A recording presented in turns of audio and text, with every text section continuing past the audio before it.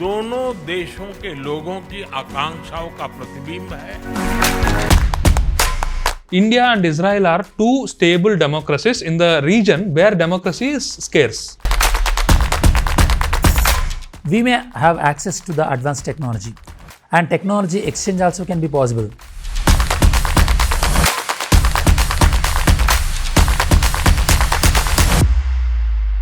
Hello students, welcome to Amigos IAS Edu Talks. This week we'll be discussing a lot of details about Israel and India's relationship with Santosh sir. Santosh sir is a senior faculty in Amigos IAS dealing with PSIR as well as polity, and myself Jayender, a mentor at Amigos IAS. Hi sir, welcome to the Edu Talks. Thank you, Jain. Okay sir.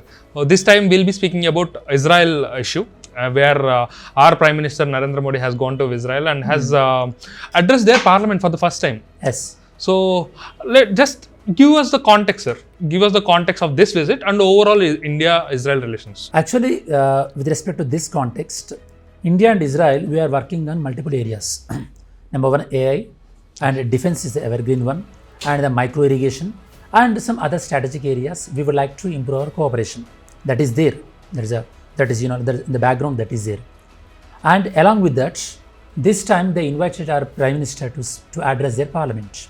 And from their perspective, they want to add some legitimacy to their activities. You know that there was a lot of criticism on Israel, especially regarding the Israel-Gaza conflict. And a lot of organizations and world leaders also criticize Israel activities. So when country like Israel in their parliament, Knesset, when our Prime Minister addressed them, obviously, whatever the activities they've done, at least they'll get some kind of legitimacy to their activities. So that is the intention behind it. And apart from our PM speech, we had MOUs, like I said, on those topics. And this is the present context. Okay, sir.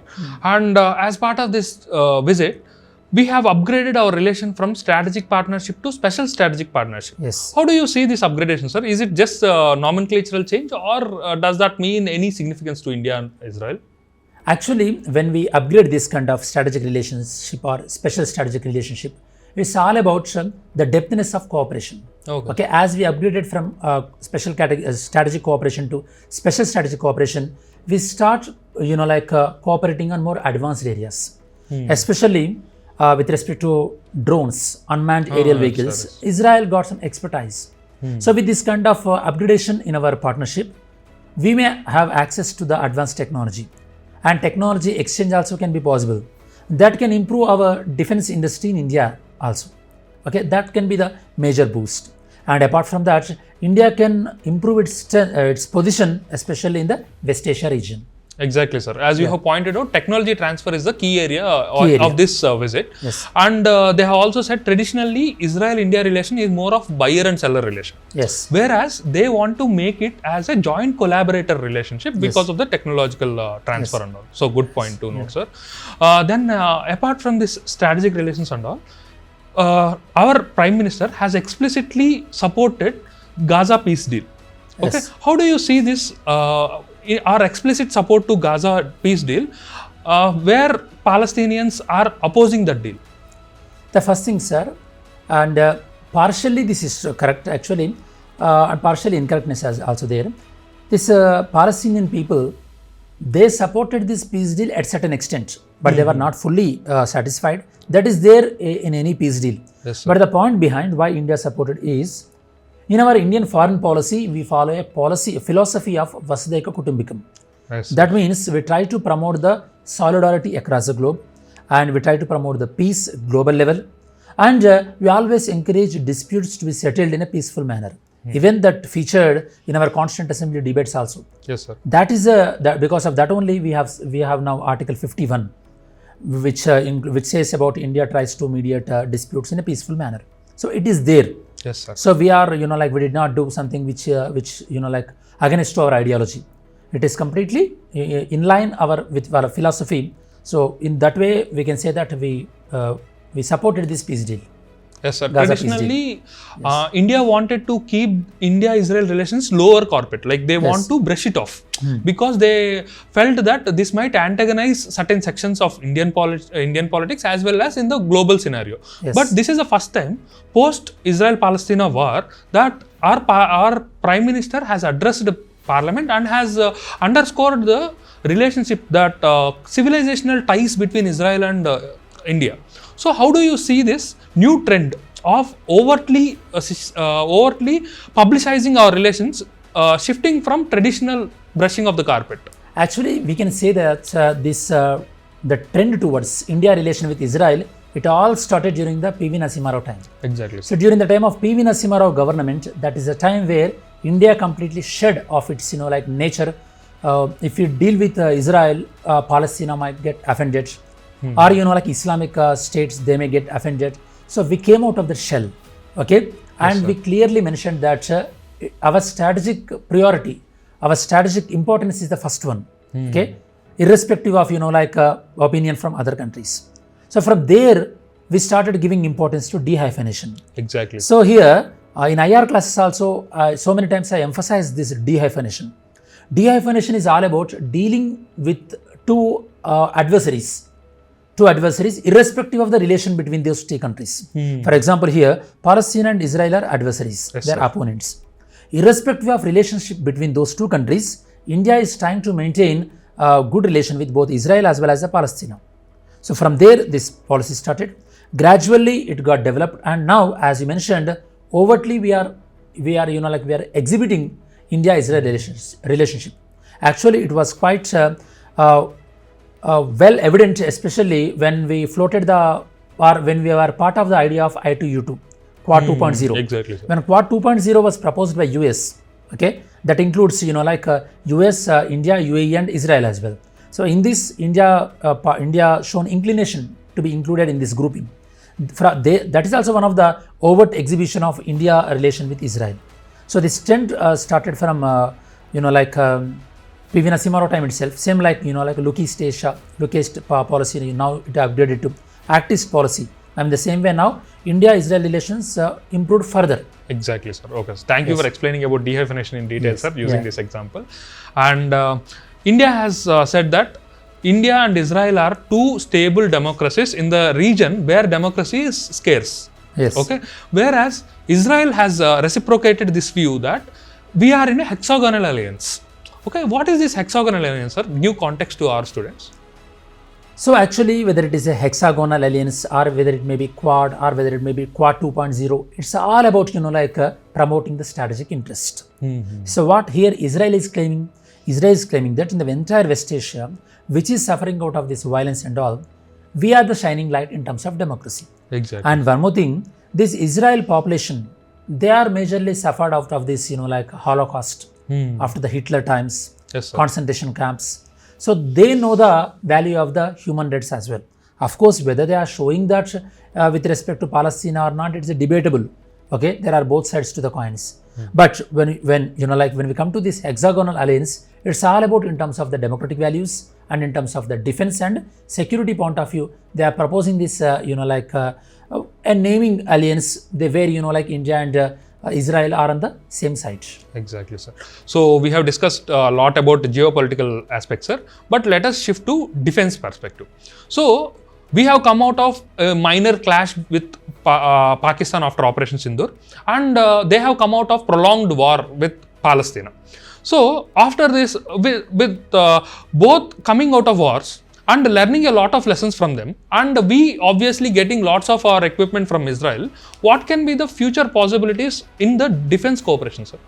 Actually, we have to understand a little bit more about this particular issue. Israel and Palestine, they were having war on different grounds. Palestine is claiming for certain sovereignty, and they are claiming for territory which was promised according to the UN mediated agreement. Whereas with respect to Pakistan, we are having that Pakistan is becoming a terror state rather than a terrorism sponsoring state. It became the terror state. Because of that, especially after the Pahalgam attack, we want to show to the world that we follow the zero zero tolerance towards any terrorist activity. Exactly, sir. And we have shown that with respect to Balakot airstrike and surgical strikes. And now we shown again that at any form of terrorism we don't encourage. So in this context, we have to enhance defense capabilities mainly to counter the terrorism. For that, we have to use the technology also. With respect to technology, nowadays we are exploring UAV, unmanned aerial vehicles. In this particular area, Israel got the specialized knowledge. So now India is teaming up with Israel with respect to these drones. And we are also exploring various opportunities to commonly produce these drone-based missiles as well. Missiles which can be launched from drones. Apart from that, conventional missiles also we imported from Israel, like Barak missile. Yes, sir. And even in the context of this Pakistan-sponsored terrorism, we have to upgrade our intelligence system. Israel is very good with respect to intelligence. Exactly, sir. And we are exploring to cooperate in the areas of intelligence also. Exactly, sir. As you have pointed out, we are focusing on unmanned aerial vehicles as well as air defense systems, missile systems, and cyber security with respect to both coordination. Good, sir. Getting expertise from Israel, which has state-of-art technology, is very much important for India going ahead. Yes. And taking this out, sir, and shifting to economy perspective, India is trying to internationalize our rupee and de-dollarize the overall economy because of the shocks that US is providing us. Yes. So, in this scenario, we have the Israel also opted for allowing UPI in their country. Yes. Okay. How do you see this allowing UPI? And at the same time, there are also talks about free trade agreement between both the countries. Yes. So, how do you see this economic cooperation going forward? So, first of all, we'll try to address this internationalization of rupee. Yes, sir. So, internationalization of rupee was much aggressively promoted in our BRICS meeting.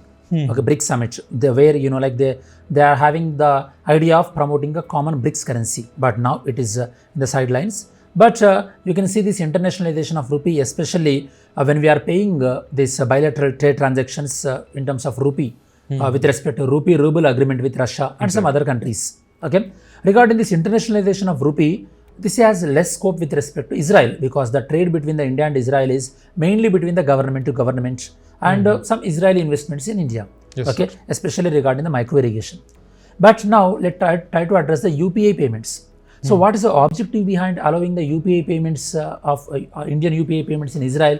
It mainly to promote the trade between the India and Israel. Yes. For example, when any Indians who are in Israel, when they are doing any transactions or they are doing any transactions in India, so they can do in UPI. So definitely it will improve the bilateral trade. Okay. So with respect to bilateral trade, UPI along with the FTA, free trade agreements. Now India is aggressively pushing the FTAs. Now we are in the age of FTAs, especially with respect to India. We finalized FTA with Australia in the recent past. We had an agreement almost on the verge of agreement with New Zealand. We had an agreement with EU and UK. And now talks are going on with US interim trade deal. We had recently with Oman also we done.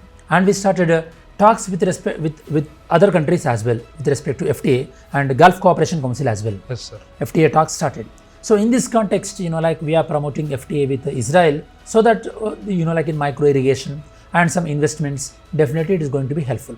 So more, this UPI is a immediate one, UPI transactions to improve the trade, and long-term FTA we can say. With respect to internationalization of rupee, there is a limited scope with Israel. Okay, sir. Thank you.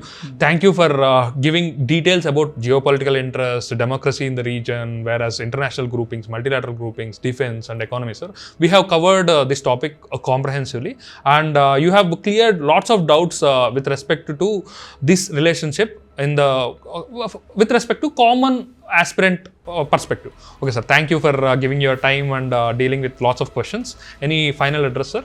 Thanks for hosting me, Jendra. And one thing is, our audience and students, if you like to add any suggestions with respect to our podcast topics, feel free to drop your suggestions in comment section.